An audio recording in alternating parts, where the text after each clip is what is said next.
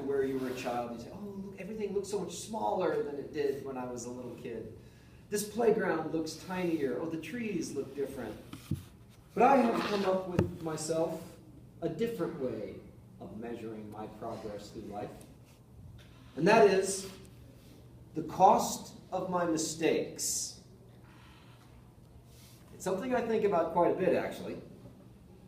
I've realized that, as the great speaker Tony Robbins said, there are two basic motivators of all human behavior: pleasure and pain. And of the two, pain is much more compelling than pleasure.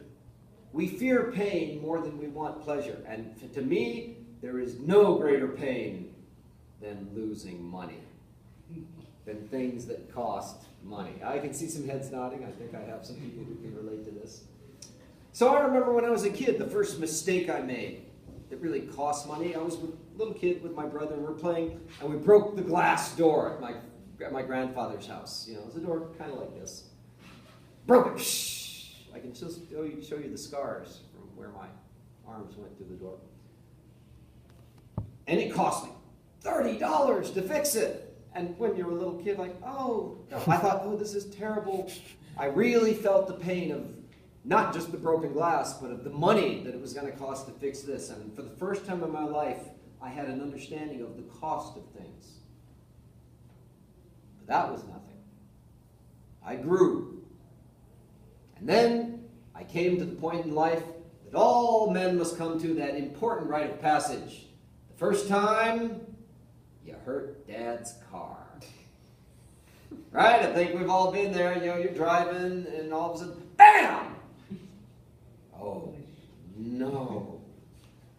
Again, I didn't total the car. It wasn't big damage. It was about $400, which back then was a lot more money than it is now. And I realized, oh, wow, this is a much bigger thing than just one $20 glass window. This is part of the car.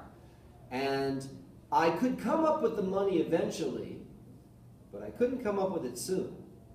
And after that, I kept thinking, man, what could I have done with that $400 that I'm now just putting into a car just to make it back the way it was before?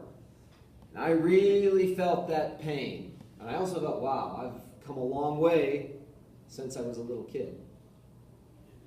Well, after this point, I stopped growing up and started growing old. And at one point, I got to the part where I was 30.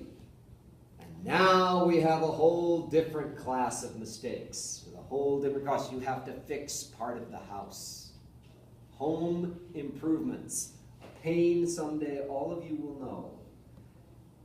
What was supposed to be $3,000 turns into $4,000, turns into $5,000, turns into $10,000. And if you make a mistake, or the wrong contractor, the wrong repairman, the wrong materials, the wrong choices, the price just keeps going up.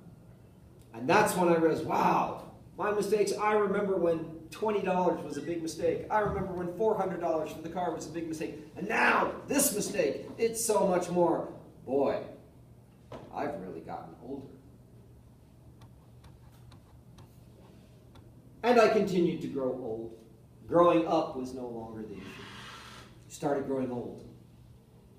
Somewhere when you hit about 45, then you really learn the cost of your mistakes, because it's no longer about money.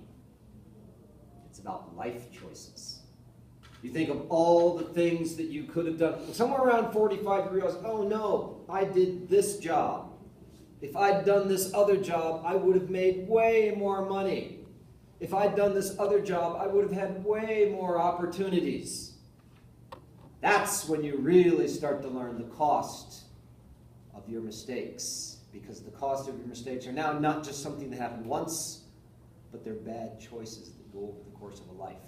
Then you think, man, if only I'd gone into business school instead of studying literature.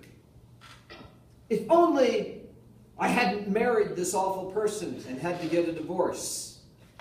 If only I hadn't been this awful person and had to get a divorce. That's when you start really realizing the cost of your mistakes. And that's when I finally came to the realization that the cost of your mistakes is really just another measure of how far you have progressed in life. Because if the cost of your mistakes are still small, it means you are still a small person. And the cost of your mistakes are big, I'd like to think it means because we have become a bigger person. And now, as I reach the last phases of life, I have to decide what costs are left to pay.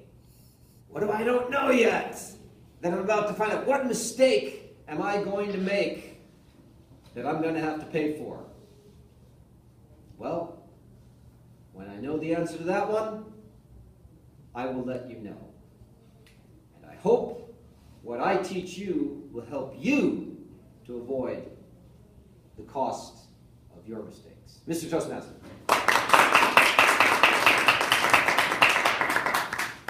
Bill